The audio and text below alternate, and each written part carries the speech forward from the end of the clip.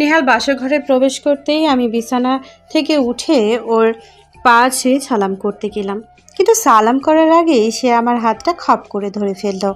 তারপর কোনো রকম কথা না বলেই আমায় টেনে নিয়ে গেল বিছানায়। আমি তখন ভয় এবং লজ্জায় আড়ষ্ট হয়ে যেতে যেতে বললাম, শুনুন, আমরা 2 রাকাত শুকরানা নামাজ পড়ে নিই। কিন্তু নেহাল আমার কথা শুনল না, বরং সে আমায় তার বলিষ্ঠ দেহের নিচে ফেলে দিয়ে বলল, আমি তোমার হুকুমদাতা, তুমি আমার দাসী। দাসীর কথা তার প্রভু কখনো শোনে না। আর কোনোদিন যদি আমায় হুকুম করো, তাহলে তোমার জবান আমি চিরদিনের জন্য বন্ধ করে দেব।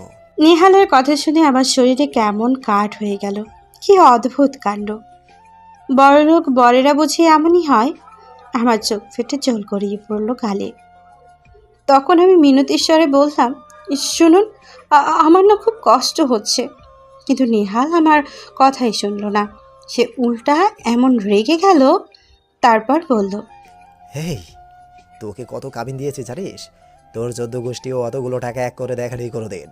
আমি কান্না বেচা গলায় বললাম, ছি, আপনি বিয়ের মতন এমন একটা পবিত্র সম্পর্কে টাকার কাছে হিসাব করছেন? এই, অত নীতি কথা আমায় শেখাবি না, বুঝলি? তোর 14 গোষ্ঠীতে একটা ডিগ্রিধারী লোক নাই, কিন্তু আমার ঘরের কাজের লোকেরাও ম্যাট্রিক পাস দেওয়া। তারপর নেহাল আমার গা থেকে সবগুলো কাপড় ওর নিজের হাতে ইচ্ছেতেই টেনে খুলে নিল। আমি ভীষণ লজ্জা পাচ্ছিলাম আর ভয়ও। কেমন জানি ঘেন্না হচ্ছিল ওর প্রতি। একটা ছেলে আমি আগে থেকে চিনি না, কলেজ থেকে ফেরার সময় হঠাৎ কিভাবে যেন সে আমায় দেখলো। তারপর 2 দিনের কথায় বিয়ে হয়েছে। আজকের আগে তার সাথে আমার কোনো কথাও হয়নি। আর সে বাসর ঘরে এসে আমার সাথে কোনো কথা না বলেই সরাসরি আমার শরীর চাইছে। হুম, আমি একটু বাধা দিতে চাইলাম ওকে, কিন্তু ওর যা শক্তি, তার সাথে কোনোভাবেই পেরে ওঠা গেল না। নিহাল এমনভাবে চেপে ধরলো আমায়, আর আমার তখন কেবল মনে হতে লাগলো আমি কোনো বাসর ঘরে ফুলের বিছানায় নয়, ঝোপঝাড়ের কাটার উপরে শুয়ে আছি। আর আমায় ধর্ষণ করে যাচ্ছে দুশ্চরিত্র কোনো এক কাপুরুষ। এই বিয়েটা না করলে আমার এমন হতো না হয়তো বা। আমি যদি কোনো গরিব ঘরের ছেলেকে বিয়ে করতাম, তবে নিশ্চিত সুখী হতাম। কিন্তু সব ভেস্তে গেল মেজো মামার জন্য। অবশ্য বাবা কিছুতেই এই বিয়েতে রাজি ছিলেন না। তিনি বলেছিলেন, ধনীদের সাথে কাজ কারবার আমি করতাম না, গরিবের সাথে গরিবের আত্মীয় হন ভালা। তো মেজো মামা আব্বাকে এমনভাবে দৌড়ে বসলেন। তিনি বললেন, দুলাভাই, রেনুর ভাগ্য খুলছে। ওর চেহারা সুন্দর দেখা ছেলে পছন্দ করে ফেলছে। এমন ধনী ঘরে বিয়ে হইলে রাজকপাল লাগে। রেনু রানী হইয়া থাকবো ওইখানে দুলাভাই। তারপর আর আব্বা না বলেনি। তিনি বললেন, আমি রাজি। হয়তোবা তিনি আমার মঙ্গলের জন্যই রাজি হয়েছিলেন। ভেবেছিলেন তার মা মরা মেয়েটা ওখানে বিয়ে হলে সুখী হবে। কিন্তু নিয়তি যে বড্ড খারাপ। নিহাল তখনও আমার সাথে লেপ্টে আছে। আর এই সব কিছু ভেবে হঠাৎ আমার কান্না পেয়ে গেল। ভীষণ ভীষণ কান্না। আমি শব্দ করে কেঁদে উঠলাম। আর তখন আমার মুখ শক্ত করে চেপে ধরল নেহাল। ধমকের সুরে বলল, তুমি কি এখনো বাচ্চা নাকি? কাঁদো কেন? বাপ মা কিছু শিখাইয়া দেয় নাই? আমার কান্না কিছুতেই থামছিল না। সে এবার এক চড় বসালো আমার গালে। তারপর বলল, কষ্টি নষ্টি কইরা রাতটারে শেষ কইরা দিতে চাইতেছিস? নিজেরে তুই চতুর ভাবুস নাকি? আমি বললাম, আপনি আমার সাথে এমন বাজে ব্যবহার কেন করছেন? আমি তো আপনার স্ত্রী। স্ত্রীদের সাথে কি এমন করে ব্যবহার করে? নেহাল এবার আমার গলায় ওর হাত দিয়ে চেপে ধরে বলল, একেবারে চুপ করিয়ে দেই এখন। ও এমন শক্ত করে ধরেছে যে আমার গলায় একেবারে কাশি উঠে গেল। আমি ওর হাত থেকে ছুটে যেতে ছটফট করতে লাগলাম। আমার চোখে কেমন লাল হয়ে উঠেছিল আর মুখে ঘাম জমছিল। নিহাল তখন আমায় ছেড়ে দিয়ে ঘর থেকে বেরিয়ে কোথায় যেন গেল। আর আমি বিছানায় পড়ে থেকে কাঁদতে লাগলাম। সে ফিরে এলো খানিক পর। ততক্ষণে আমি গায়ে কাপড় চোপড় জড়িয়ে নিয়েছি, কিন্তু সে এসে আবার টেনে টুনে আমায় বিবস্ত্র করে নিল এবং তার ইচ্ছে পূরণ করলো। তারপর যখন সে ক্লান্ত বিধ্বস্ত, তখন আমার ছেড়ে দিয়ে বলল, যাও, এখান থেকে দূরে যাও। আমি কারোর সাথে ঘুমাতে পারি না। আমাকে ঘুমাতে হয় একা। ছোটবেলা থেকে এই অভ্যাস আমার। আমি কাঁপা কাঁপা গলায় বললাম, কোথায় যাব আমি? ফ্লোরে। এখান থেকে বালিশ আর কাঁথা নিয়ে শুয়ে পড়ো। কি ভয়ঙ্কর এবং নোংরা মনের মানুষ! ভাবতেই আমার গা গুলিয়ে আসছে। আমি কিছুই ভাবতে পারছিলাম না। এই ভদ্রলোকটির সাথে কি করে একটা জীবন কাটাবো আমি। বিছানা থেকে কাঁথা আর বালিশ নিয়ে গিয়ে আমি ফ্লোরে শুয়ে গেলাম। শরীর খুব দুর্বল লাগছিল, তাই শোয়ার পরপরই ঘুমিয়ে চোখ লেগে এলো। যখন একেবারেই ঘুমিয়ে গেছি, আমি তখন নিহাল চিৎকার করে ডাকতে লাগলো আমায়। আমি চমকে উঠে সজাগ হতেই ও বলল, এই বান্দি, এত ডাকা লাগে কেন ঘুম থেকে উঠতে? ওর মুখ থেকে বান্দি ডাকটা শুনে আমার যা খারাপ লাগলো, মনে মনে আফসোস করে বলছিলাম, হায় কপাল। নিহাল তখন ধমক দিয়ে বলল, এখনো ওইখানে বসে আসোস কেন? ওপরে আয়। আমি ভয়ে ভয়ে বিছানার উপরে গেলাম। তখন নিহাল বলল, আবার মাথা ব্যথা করছে, মাথা টিপে দে। আমি সম্পূর্ণ অস্বস্তি নিয়ে তার মাথা টিপে দিতে লাগলাম। হঠাৎ নিহাল আমার গালে একটা চড় বসিয়ে দিয়ে বলল, মাথা টেপাটাও শিখে আসিস নি? ছোট লোকের মেয়ে, লোভ করে ঠিকই তো আবার বড় লোকের ছেলের কাছে বিয়ে বসলি। তো বিয়ের আগে বড় লোকদের সাথে ছোট লোকদের কি আচরণ আদব কায়দা শিখে আসলি না কেন? আমার কান্না পেয়ে যাচ্ছিল খুব। বাবাকে তুলে কথাটা বলায় চাপা রাগও পাচ্ছিল। আমি আস্তে করে রাগ মিশালি গলায় বললাম, শুনুন, আমার আপা আমাকে তুলে কোনো কথা বলবেন না। আমার কথা শুনে হা হা করে হেসে উঠল নেহাল। হাসি শেষ করে এসে বলল, তোর বাপ তো একটা লোভী, তোর মাও লোভী। আসলে ছোট লোকগুলো লোভীই থাকে। লোভী না থাকলে কি আর বড় লোকদের সাথে মেয়ের বিয়ে দিতে চাই কেউ? ওরা ভেবেছে তোকে এখানে বিয়ে দিয়ে অঢেল সম্পদের মালিক হয়ে যাবে তোর বাপ মা। কিন্তু কান খুলে তুই শুনে রাখ, আমার বাড়ি থেকে একটা পয়সাও ওখানে নিয়ে যেতে পারবি না তুই। আমি চুপ করেই রইলাম। নিহাল নিজেই আবার বলল, প্রতিদিন এভাবে আমায় মাথা টিপে দিয়ে ঘুম পাড়িয়ে দিতে হবে। আমার মাথা টিপে না দিলে আমি ঘুমাতে পারি না। তোর আগে আমাদের কাজের মেয়ে রুবি আমার মাথার শরীর টিপে দিত। ওই মেয়েটা যা কাজের ডাকবো ওকে? রাগে আমার শরীর কাঁপতে লাগলো।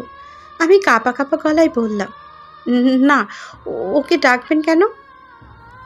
এই তো বুঝেছিস, তাহলে যা বলবো তাই শুনবি। না শুনলে তো যে শুনে আমার কথা তাকেই ডাকতে হবে। সত্যি বলতে মেয়েরা তাদের স্বামী একেবারে নিকৃষ্ট থাকা সত্ত্বেও তার স্বামীর সাথে অন্য একটি মেয়ে এসে ভাব জমাক তা কোনোদিনও তারা মেনে নিতে পারে না। আমিও পারলাম না। আমি বললাম, আমি আপনার সব কথা শুনবো।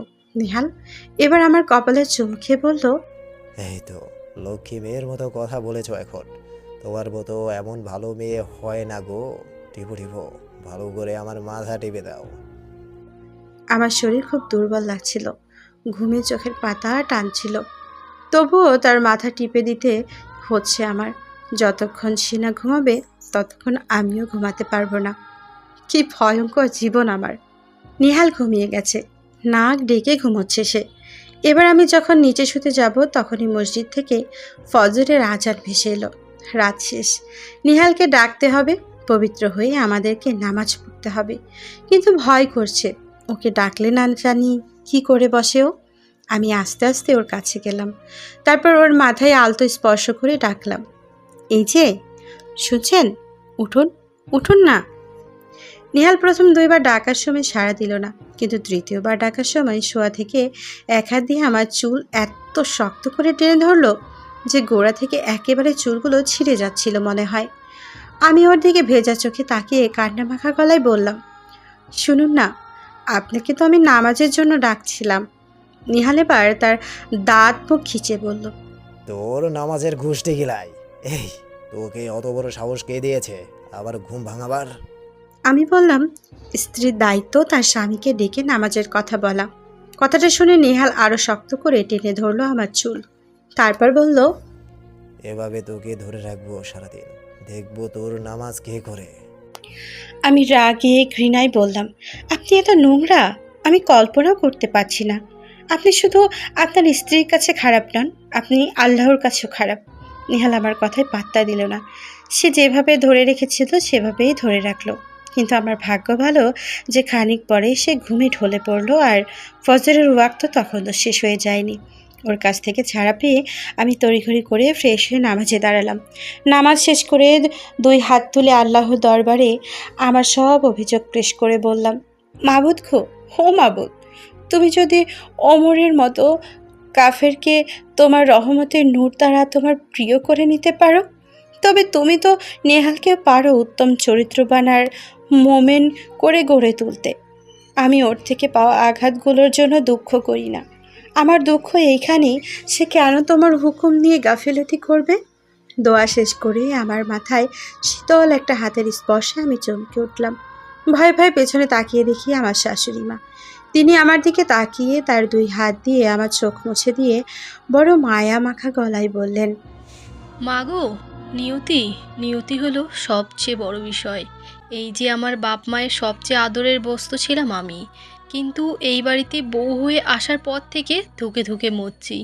বাইরে থেকে এই বাড়ির পুরুষ মানুষগুলোকে মানুষেরা মনে করে এরা বুঝি অনেক ভালো সৎ, কিন্তু বাস্তবতা তো তুমি দেখলেই। আমিও সে শুরু থেকেই দেখে আসছি, তোমার শ্বশুরের অত্যাচার সয়ে সয়ে অতিষ্ঠ হয়েছি। তার হঠাৎ মৃত্যুর পর ভেবেছিলাম এই বুঝি আমার মুক্তি মিলেছে, কিন্তু ভাগ্য এমন, ছেলেরা হয়েছে তার বাপের মতো। এদের অন্যায় আচরণ, চরিত্রহীনতা আমাকে কষ্ট দেয়। আমি বাধা দিতে গেলে ওরা আমায় মানে না, বলে আমাদের বংশ নারীদের কথা পুরুষেরা শোনে না। আমি যে মা, আমার কথাও শোনা যাবে না। তুমি বুঝতে পারছো তো আমার কষ্টটা? তবুও আশায় বুক বেঁধে বেঁচে আছি। মনে মনে ভাবি একদিন সুদিন আসবে, আমার ছেলেরা মানুষের মতো মানুষ হবে। কোনো এক দৈব চয়নে তারা ধর্ম এবং সভ্যতার পথে ফিরে আসবে। আমার শাশুড়ির কথাগুলো শুনে আমার চোখ আবার জলে ভিজে উঠল। আমি তাকে জড়িয়ে ধরে কাঁদতে কাঁদতে বললাম, আমা, আমার ধৈর্য আপনি বাড়িয়ে দিয়েছেন। আমি অপেক্ষা করব এমন সুদিনের জন্য। আমার সবটুকু শক্তি দিয়ে আমি চেষ্টা করে যাব আপনার ছেলেকে মনুষ্যত্বের পথে ফিরিয়ে আনতে। খানিক আগেও মনে হয়েছিল নেহালের সাথে ঘর সংসার করা আমার সম্ভব না, কিন্তু এখন মনে হচ্ছে আজ যদি আমি ওকে ছেড়ে চলে যাই, তবে কেউ না কেউ তো তার ঘরে বউ হয়ে আসবে, সংসার করবে, কষ্ট পাবে। অন্য একটি মেয়েকে কষ্ট পেতে দিব না। সংসার জীবনের তিক্ত স্বাদ ওকে পেতে দিব না। আমি কষ্ট পেয়ে হলেও ওকে আলোর পথ দেখাবো, দেখিয়ে ছাড়বো। শাশুড়ি মার কাছে জেনে নিলাম নেহালের প্রিয় আর ভালো লাগার জিনিসগুলোর বিষয়ে। শাশুড়ি মা বললেন, ও বিকেলবেলা গান শুনতে পছন্দ করে, খালি গলায় রবীন্দ্রনাথের গান, আর পছন্দ করে বৃষ্টি, আর ঘুম ভাঙার পর 1 গ্লাস ঠান্ডা পানি। আরও কিছু? না, আগে এইগুলো করে দেখো কি হয়। আচ্ছা। আমি মনে মনে ঠিক করে নিলাম আজ থেকে আমার যত কষ্টই হোক না কেন, নেহালকে আলোর পথে ফিরিয়ে আনার ভ্রান্ত নিব আমি। নেহাল সকাল সকাল ঘুম থেকে উঠতে পারে না, কারণ সে ঘুমাতেই যায় শেষ রাতে। সে ঘুম থেকে উঠে দুপুরবেলা। আজ যখন নিহাল দুপুরবেলা ঘুম থেকে উঠল, তখন আমিও কিছু না বলতেই ওর কাছে 1 গ্লাস পানি নিয়ে গেলাম। ওর বোধহয় প্রচণ্ড তেষ্টাই পেয়েছিল, তাই আমার হাতে থেকে গ্লাসটা নিয়ে এসে গপ গপ করেই গ্লাসের সবটুকু পানি খেয়ে নিল। তারপর গ্লাসটা আমার হাতে তুলে দিতেই আমি বললাম, আরও পানি দিব? নিহাল বলল, দেহ আরেক গ্লাস। আমি চট করে ওর জন্য আরেক গ্লাস পানি নিয়ে এলাম। নিহাল আমার কাছ থেকে পানি নিয়ে সেই পানি পান করে বলল, ধন্যবাদ। ওর মুখ থেকে তৃপ্তির বাণী শুনে সত্যি আমার সীমাহীন আনন্দ হলো। আমি এবার টেবিলের উপরে গ্লাস রেখে ওর জন্য সাবান তোয়ালে নিয়ে এলাম।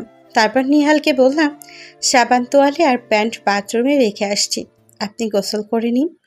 আমি ভেবেছিলাম নিহাল বোধহয় আমার এইসব আদি খেতে রাগ করবে, কিন্তু এবার আর রাগ করলো না। সে শুধু মৃদু হেসে বলল, ঠিক আছে। তারপর নিহাল বিছানা থেকে উঠে গোসলে যাওয়ার সময় আমায় জড়িয়ে ধরে চুমু খেলো।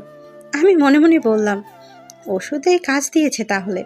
বিকেলবেলা নেহাল যখন কাপড় চোপড় পরে ঘর থেকে বের হবে বন্ধুদের সাথে আড্ডা দেওয়ার জন্য, তখন আমি বারান্দার একপাশে দাঁড়িয়ে গুনগুন করে গাইতে লাগলাম, ভালোবেসে সখী নিভৃতে যতনে আমার নামটি লিখো তোমার মনের মন্দিরে।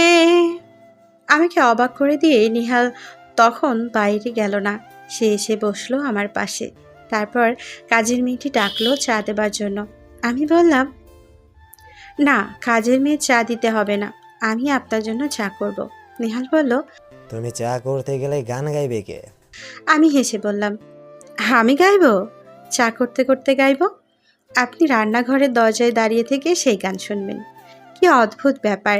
রাতের এই পাষাণ এবং নিকৃষ্ট মানুষটি আজ দিনের বেলায় এত পরিবর্তন হয়ে গেল কিভাবে? এই যে আমি যা বলছি তাই শুনছে। আমি চা করতে করতে এবার গাইছি। আমার গান শুনে নেহাল আমার দিকে বুভুক্ষের মতো তাকিয়ে রইল। আমি চা করে ওর হাতে চায়ের কাপ তুলে দেওয়ার সময় সে খপ করে আমার হাতটা ধরে ফেলল। তারপর আমায় টেনে তার কাছে নিয়ে বসালো। অসাধারণ গলা তোমার। আমি হেসে বললাম, বেশি বেশি বলছেন। সে এবার আমায় শক্ত করে জড়িয়ে ধরে বলল, না, সত্যি বলছি, তুমি আমায় মুগ্ধ করে ফেলেছো। আমি মনে মনে হেসে বললাম, সবে তো শুরু। তারপর সেদিন সারাটা বিকেল নেহাল ঘরেই কাটালো। সন্ধ্যাবেলায় নেহাল ঘর থেকে বেরিয়ে গেল। তারপর আমি শাশুড়িমার কাছে গিয়ে বললাম, আমা, আপনার ছেলের ওষুধে ধরেছে। শাশুড়িমা তখন হেসে বলল, শোনো, রাতে নেহাল ফেরার পর সরাসরি ওকে খেতে বলবে না, বরং ও এসে যখন দরজায় টোকা দেবে তখন তুমি তাড়াতাড়ি করে দরজা খুলে দিয়ে ওর হাতে এক গ্লাস শরবত ধরিয়ে দেবে। দেখবে তখন আর মাথা গরম হবে না। আমি মৃদু হেসে বললাম, আচ্ছা। নেহাল ঘরে ফিরল অনেক রাত করে। সে সোফার আগেই আমি কলাপাতা রঙের শাড়িটা পরলাম। তারপর চোখে কাজল মেখে কপালে সরু নীল টিপ পরে নিলাম আর পায়ে মেখে নিলাম আলতা। নেহাল এসে দরজায় টোকা দেওয়ার সঙ্গে সঙ্গেই আমি দ্রুত হেঁটে গিয়ে দরজা খুলে দিলাম। তারপরও এসে বসার সাথে সাথেই ওর হাতে ধরিয়ে দিলাম এক গ্লাস শরবত। নেহাল শরবত খেয়ে এত খুশি হলো, সে গ্লাসের সবটুকু শরবত খেয়ে গ্লাসটা আমার হাতে তুলে দিতে দিতে আমার দিকে তাকালো। আমি লজ্জায় আড়ষ্ট হয়ে যাচ্ছিলাম, তাই একটু নিচু করে ফেললাম চোখ। সে আবার মৃদু হেসে বলল, তোমাকে না পরীর মতো লাগছে এখন। আমি ওর কথা শুনে হেসে ফেললাম। এবার সে বলল, এবার ছবির মতো, ছবির মেয়েদের মতো লাগছে তোমায়। আমি এবার ওর পাশে এসে বসলাম। তারপর ওর শার্টের বোতাম খুলতে দিতে দিতে বললাম, একবারে ঘেমে ভিজে চুপসে গেছেন। তারপর নেহালের শার্ট খুলে আলনায় রেখে দিয়ে ওর কাছে এসে হাত পাখা ও শরীরে বাতাস করতে করতে বললাম, আজ কি খাবেন বলুন? চুমু খাবো, তোমায় চুমু খাবো।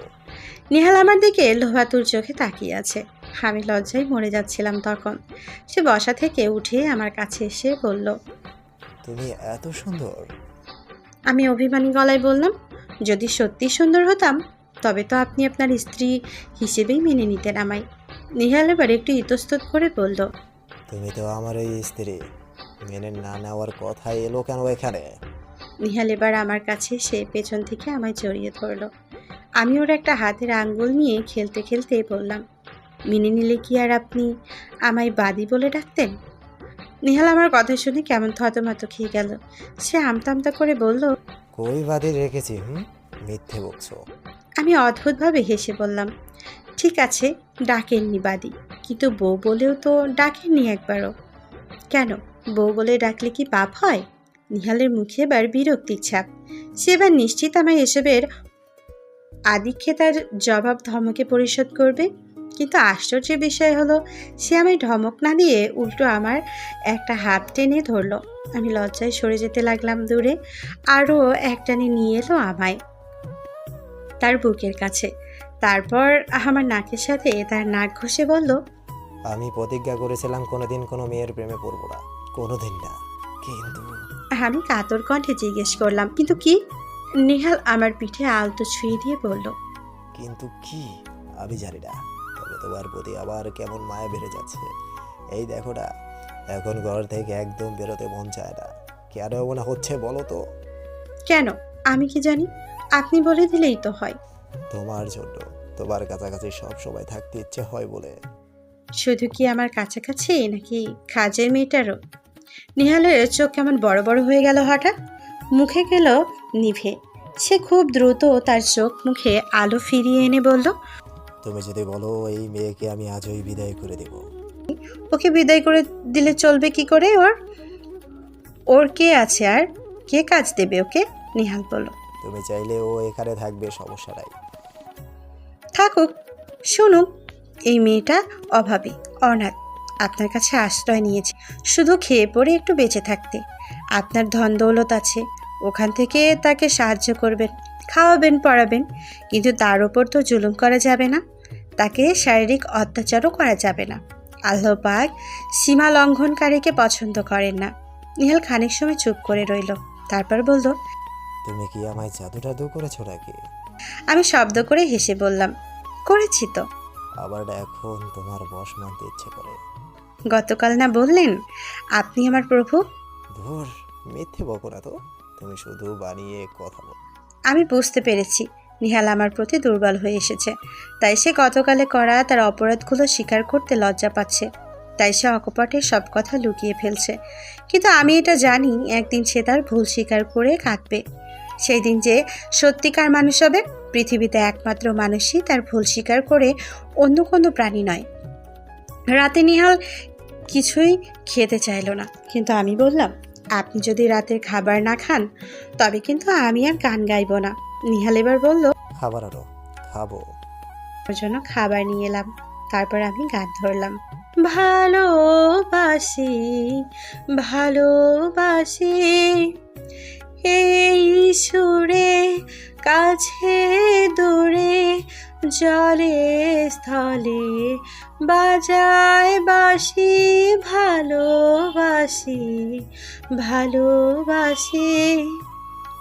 রাতে নিহাল শোয়ার আগেই আমি ফ্লোরে কাঁথা বালিশ নামিয়ে নিলাম। নিহাল আমায় কাঁথা বালিশ নামাতে দেখে অবাক হয়ে বলল, নিচে কাঁথা বালিশ নামাচ্ছ কেন? ভারী, ঘুমাতে হবে না? নিহাল হেসে বলল, খাটে কি জায়গা কম পড়েছে?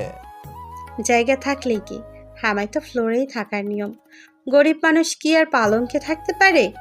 নিহাল এবার নিচে নিচে নেমে এলো খাট থেকে, তারপর আমায় পাঁচকোলা করে তুলে নিল খাটের ওপরে। আমি খুশিতে আত্মহারা হয়ে উঠে ওর বুকে মুখ কুচি নিলাম। নিহাল আমার চুলে হাত বুলিয়ে দিতে দিতে বলল, আর একটা গান গাও না। আমি ওর বুকের কালো কালো লোমের ভেতরে হাতের আঙ্গুল চুপিয়ে দিলাম। না, এখন আপনার মাথা টিপে দিব।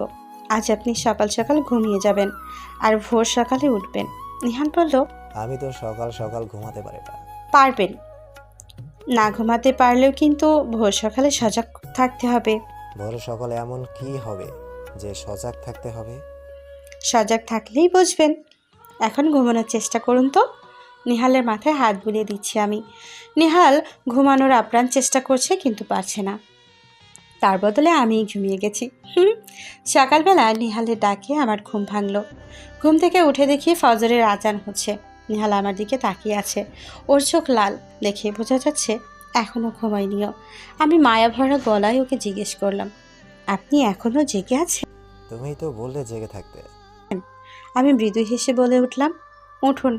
নিহাল চুপচাপ বিছানা থেকে নেমে এলো। তারপর বললাম, অজু করে আসুন। নামাজের অজু। নিহাল খানিক সময় চুপ থেকে বাথরুমে ঢুকে গেল অজু করতে। আমি অজু করতে গেলাম। অজু করে এসে নিহালকে বললাম, পাঞ্জাবি পরে নিন, মাথায় টুপি দিন। নিহাল লজ্জিত গলায় বলল, আমার পাঞ্জাবি আছে কিন্তু টুপি নাই। আমি বললাম, হ্যাঁ, আমার একটা সাদা রুমাল আছে, সেই রুমাল দিয়ে মাথা ঢাকলেই হবে। এবার আমি আমার রুমালটা ব্যাগ থেকে বের করে নিহালের কাছে দিলাম। নিহাল আলনা থেকে নামিয়ে পাঞ্জাবি পরে তার মাথা ঢেকে নিল রুমাল দিয়ে। তারপর আমরা দুজনে গিয়ে দাঁড়ালাম জায়নামাজে। এবার আমি বললাম, নামাজ পড়ান, আপনি ইমাম, আমি আপনার মুক্তাদি। নিহাল বলল, আমি মাত্র 3টে সূরাই জানি। আমি হেসে বললাম, 3টা সূরাই যথেষ্ট। তারপর নেহালকে নামাজের কায়দা কানুন সম্পর্কে বুঝিয়ে দিলাম। সে এবার আমার ডানে আমার থেকে একটু সামনে দাঁড়ালো। তারপর আল্লাহু আকবার বলে কানে হাত তুলে বুকে হাত বাঁধতেই আমার চোখ নেমে এলো প্রশান্তির জল। খুশিতে আমার হৃদয় জমিনে পুলক বয়ে গেল। নামাজ শেষে নেহাল 2 হাত উঠালো খোদার দরবারে। তারপর সে কান্না ভিজা গলায় বলল, হে পরম করুণাময়, আমি বড় অপরাধী। আজীবন ভুল করে এসেছি, শুধু পূর্ণের ধারে কাছেও যাইনি। আবার বাইরের সাথে খারাপ ব্যবহার করেছি এক পূর্ণময়ী রমণীর সাথে। সে আবার স্ত্রী আবার চোখ খুলে দিয়েছে, আবার আলো দেখিয়ে নিয়ে এসেছে তোমার আরশের কাছে। আল্লাহ, আমি আরজি পেশ করছি তোমার কাছে। আবার স্ত্রী আমাকে যেভাবে তার করে দিয়েছে এবং তোমার চেনার পথে দেখিয়ে দিয়েছে, ঠিক সেইভাবে তুমিও তাকে তোমার প্রিয় করে নাও। নিহাল কাঁদছে তার ভুলের জন্য, আর আমি কাঁদছি তার প্রত্যাবর্তনের আনন্দে। আর মনে করছি একটি নিশুতি রাতের কান্নার কথা। সেই রাতে নিহালের অত্যাচার সয়ে আমি মনে মনে কেঁদেছিলাম। কাঁদতে কাঁদতে ভেবেছিলাম ঠিক একদিনও মানুষ হবে, কিন্তু এত দ্রুত হবে তা আমার কল্পনায়ও ছিল না। দোয়া শেষে আমি কোরআন পড়তে শুরু করলাম শব্দ করে। নেহাল আমার দিকে তাকিয়ে আছে। আমি ওর দিকে আর চোখে তাকিয়ে দেখলাম ওর চোখ থেকে টপ টপ করে জল পড়ছে গালের ওপরে। সেই জল নতুন সূর্যের আলো এসে চিকচিক করছে। এবার আমি ওর গালে বসে থাকা এক ফোঁটা জল আঙ্গুলের মাথায় তুলে এনে বললাম, এই জল পবিত্র জল। এই জল পাপ ধুয়ে মুছে সাফ করে দেওয়ার জল। নিহাল তার ভিজে থাকা গলায় বলল। আমিও কোরআন পড়বো, আমাকে শিখিয়ে দাও। আমি বললাম, পড়ুন তবে। আলিফ। আলিফ, নিহাল বলল। নিহালের সেই আলিফ বর্ণের উচ্চারিত সুর আকাশ বাতাসে গিয়ে ছন্দ তুলল, আর ঝুমঝুম করে নেমে এলো বৃষ্টি। যেন বৃষ্টি দলও শুনতে এসেছে আমার নিহালের কুরআন তেলাওয়াত। আর ওইদিকে বারান্দার একপাশে দাঁড়িয়ে আমার শাশুড়িমা বললেন, নারীরা পুরুষদের ভেঙে ভেঙে একেবারে নতুন করে সৃষ্টি করতে পারে। শাশুড়ি মার কথা শুনেই আমি মিষ্টি করে হেসে উঠলাম। সমাপ্ত। আপনাদের সবাইকে ধন্যবাদ আমাদের সাথে থাকার জন্য। আরও এমন সুন্দর সুন্দর গল্প পেতে আমাদের সাথেই থাকবেন। ধন্যবাদ।